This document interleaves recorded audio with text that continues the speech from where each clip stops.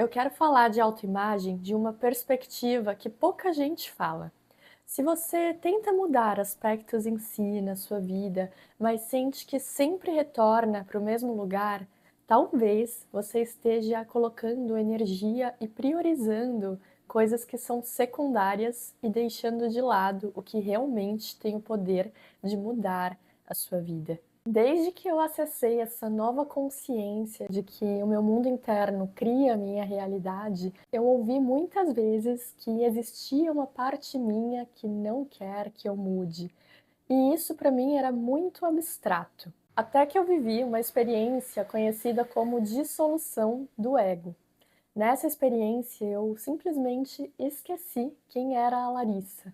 Eu esqueci onde eu estava naquele momento. Eu fui para um lugar interno onde não existia essa personalidade com a qual eu me identificava profundamente. Essa experiência aconteceu no momento de uma crise generalizada, onde eu pensava até em tirar a minha vida. E ali eu senti que aquela parte de mim que não enxergava solução para o que eu estava vivendo simplesmente morreu. Depois dessa experiência, eu retornei à minha consciência e entrei num estado totalmente oposto, um estado de graça, uma sensação de renascimento e de conexão com o que existe de mais puro e potente tomou conta de mim. E eu nunca mais entrei numa depressão tão profunda quanto a que eu vivi naquele momento. Essa experiência aconteceu numa cerimônia com DMT, que é uma substância enteógena que te conduz para uma viagem para dentro de si, onde você acessa conteúdos muito profundos da sua psique, um conteúdo que a sua mente consciente não permite que você acesse e que traz muitas informações ocultas sobre você. E nesse mesmo momento em que eu vivi essa experiência, algumas semanas depois, eu conversei com uma pessoa que havia passado por uma cerimônia com a medicina da ayahuasca, que é o mesmo princípio ativo, o DMT. E ela me contou que a força da medicina queria conduzir ela para esse lugar de desprendimento de quem ela era. E isso foi muito assustador para ela, e na experiência ela se segurou com todas as forças e não se entregou, não permitiu que a experiência acontecesse. Eu não tô te contando isso para te incentivar a viver algo parecido, a consagrar medicinas, nem nada disso. Eu te conto isso porque eu realmente não entendia até viver essa experiência intensamente. E entender que essa parte que não quer que você evolua pensa que está te protegendo. Mas essa experiência também só me fez entender algo que depois eu fui entender através de outros caminhos e outras experiências. Trazendo isso para a vida cotidiana, o fato é que essa resistência acontece todos os dias através dos diálogos internos de cada pessoa, mas que a maioria nem percebe porque já é tão automático que passa despercebido, porque está completamente identificada com eles. E o ponto é exatamente esse: você pensa, sente e age através das suas identificações. Existem alguns estudos que apontam que nós temos até 60.000 pensamentos por dia, sendo que 90% desses pensamentos são os mesmos de ontem. Na filosofia do yoga, existe um conceito em sânscrito chamado de vasanas. E traduzindo aqui para nossa língua, significa tendências. Essas tendências são os medos, apegos, aversões e o orgulho que cada pessoa tem baseado nas experiências que viveu e ficou registrado num nível subconsciente. Os vasanas são o que origina cada pensamento, emoção e ação, que culminam na materialização da sua realidade. Em outras palavras, aquilo que você chama de meu jeito, na verdade é um conjunto de tendências que você repetiu tantas vezes que passaram a parecer a sua identidade. E é aqui que entra um questionamento que a gente acaba fazendo e nem percebe. Será que as afirmações de reprogramação funcionam diante de algo tão profundo? traumas, feridas, medos. Talvez esse questionamento se apresente exatamente no formato de eu tento, mas comigo não dá certo. Talvez você sinta que práticas que são tão incentivadas como afirmações e visualização soem tão automáticas, artificiais, e isso gera ansiedade, descrença e a sensação de que você está muito longe de se tornar a sua autoimagem idealizada e viver a vida que você tanto sonha viver. E pensando nisso, eu compilei um caminho prático baseado nas experiências que me trouxeram transformação real, para te ajudar a explodir tudo isso e que você consiga avançar na sua mudança de autoimagem, passando por um processo conhecido como a liberação das samskaras, que é um termo que vem do hinduísmo e do budismo e significa impressões mentais, condicionamentos inconscientes e memórias gravadas na nossa consciência. E a partir da liberação dessas marcas, você acessa uma dimensão do seu ser que é conhecida como Ananda Maya Kosha, que significa corpo de bem-aventurança, o estado real do seu ser, formado pelas qualidades essenciais do universo, como o contentamento, a liberdade, a plenitude e a paz interior. Em tradições como o Yoga e o Vedanta, acredita-se que essas qualidades começam a desabrochar naturalmente à medida em que nós vamos nos liberando dessas camadas de condicionamentos antigos. E a primeira etapa é o mapeamento da sua mente. Uma etapa importante e essencial, mas que a maioria das pessoas que se queixam de não ter resultados pulam, por quererem resultados imediatos, buscando diretamente as técnicas de manifestação. A pessoa parte de um estado interno de desespero e acaba retornando para esse mesmo lugar de desespero, porque as ações que ela toma são ações imprecisas, pela falta de clareza do que precisa ser trabalhado, do que exatamente está criando os resultados indesejados. A real é que a pressa quase sempre gera um resultado diferente do desejado. Na maioria dos casos, não basta saber quais as qualidades da sua nova autoimagem. Você precisa ganhar clareza de quais são os obstáculos que estão te impedindo de acessar essa nova autoimagem. Quais são os pensamentos que geram emoções e ações disfuncionais? Trazendo para a lei de causa e efeito, que é uma constante na nossa vida, qual é a causa que você está produzindo que tem gerado efeitos indesejados? O Dr. Joe Dispenza, no seu livro Quebrando o Hábito de Ser Você Mesmo, que eu já falei por aqui, porque foi um livro que realmente trouxe mudanças para minha forma de ser, ele explica esse ciclo como um estado de ser químico. O seu corpo recebe os sinais da mente e produz substâncias químicas, hormônios como cortisol, adrenalina, entre outros, que te tiram do estado de presença e bem-estar, que são ingredientes essenciais para que as mudanças que você deseja aconteçam. Numa interseção ao yoga, a neurociência diz que o seu atual estado de ser, que é químico, na verdade é só uma repetição de memórias passadas que estão condicionadas no seu corpo, de uma forma completamente automática. No livro, o Dr. Joe Dispenza diz: esse é um dos motivos por que é tão difícil mudar. A mente consciente pode estar no presente, mas o corpo-mente subconsciente está no passado. Para a maioria de nós, o cérebro funciona por repetição e associação. Os mais ínfimos gatilhos podem produzir respostas emocionais que parecem fugir do nosso controle. Depois de mapear a sua mente, vai ficar muito mais fácil pegar esses pensamentos no flagra.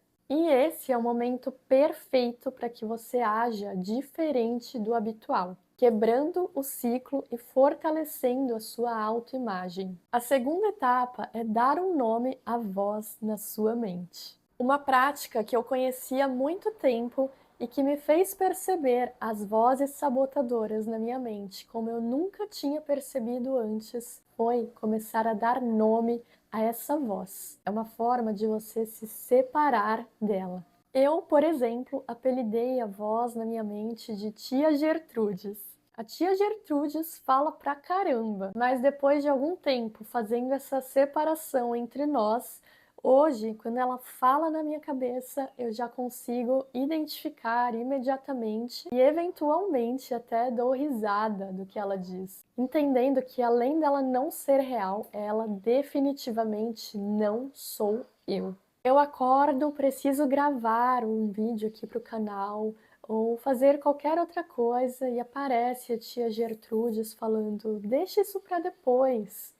Imediatamente eu já percebo que essa voz é a tia Gertrudes querendo sabotar a minha nova autoimagem. Existe um livro chamado Psicologia Positiva e o autor dele sugere que existem 10 tipos principais de vozes sabotadoras na mente das pessoas. Eu sugiro fortemente que você assista esse vídeo, é um vídeo de, se eu não me engano, 20 minutos, que depois que você assistir, você vai sempre lembrar, perceber quando essa voz estiver tentando te sabotar. Eu vou deixar o link aqui na descrição do vídeo. Quando você sabe que existem essas vozes, você começa a identificar elas com muito mais facilidade. E isso muda completamente a forma como você se relaciona com os seus diálogos internos. A terceira etapa é a substituição de afirmações. O momento mais auspicioso para você introduzir as afirmações positivas é esse.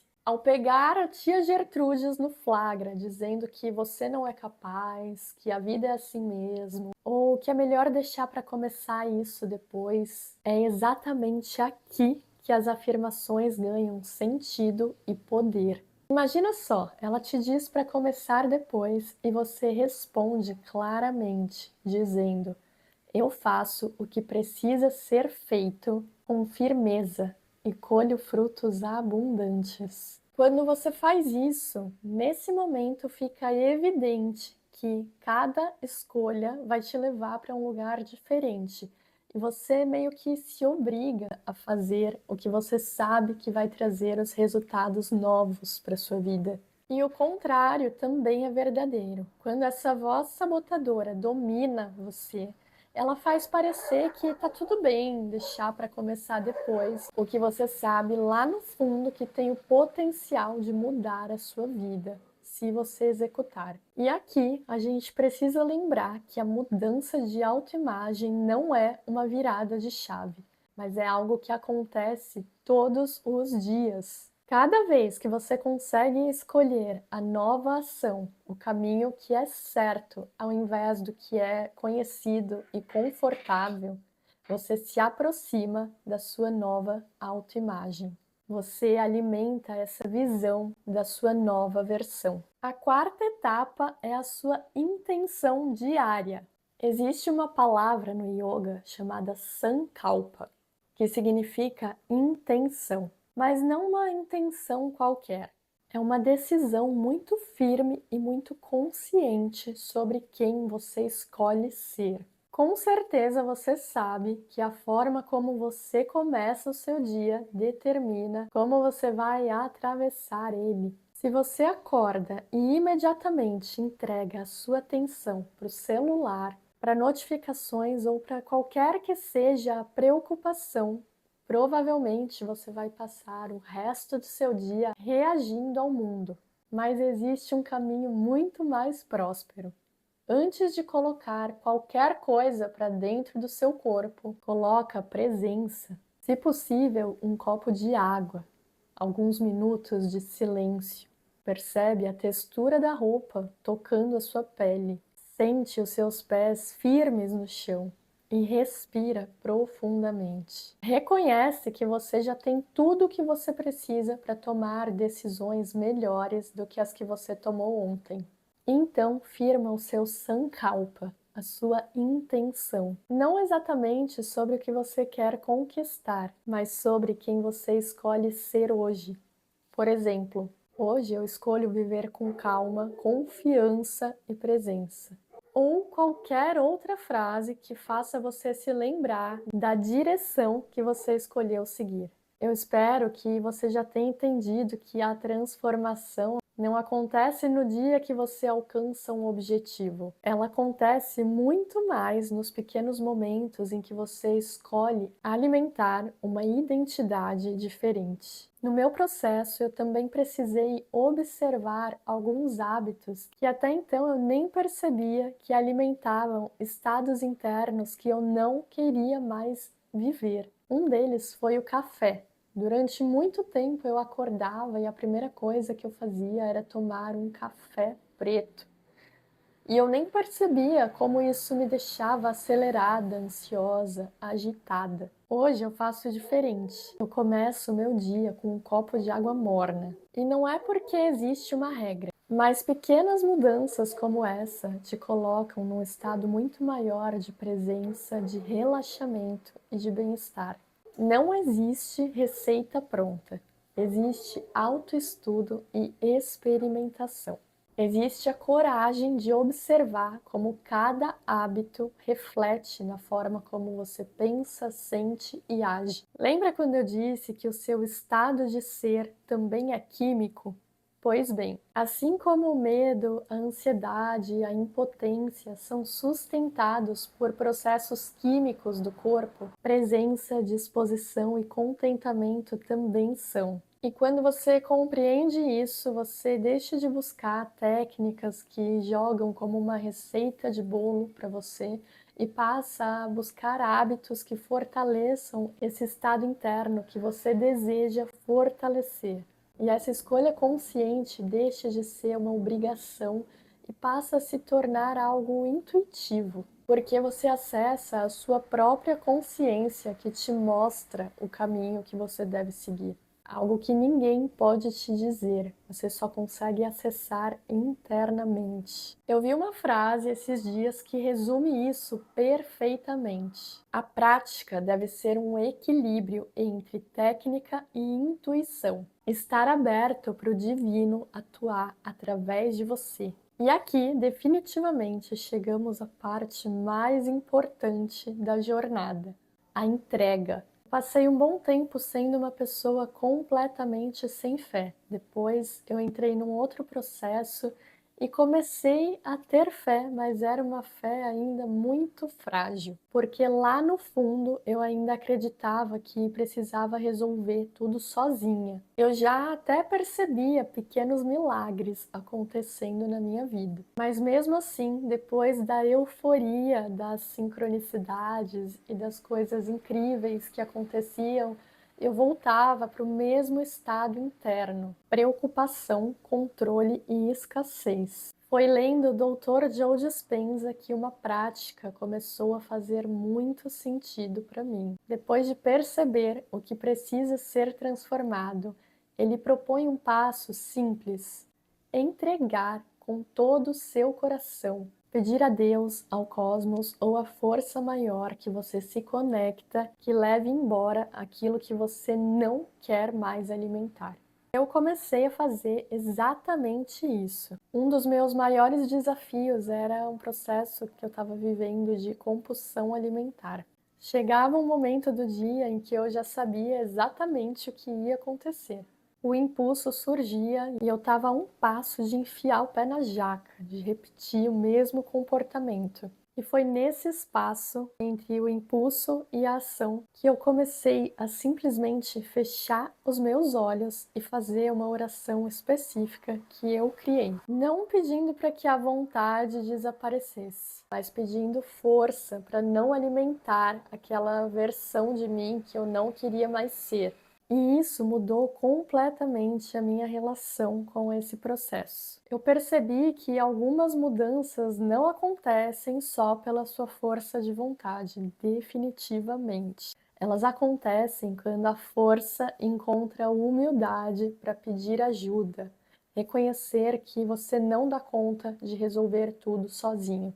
Para falar de autoimagem, você precisa ter fé. Então, eu quero que você se responda uma pergunta: não tão simples. Por que você escuta o seu medo com tanto peso, mas ainda tem tanta dificuldade de escutar a sua fé?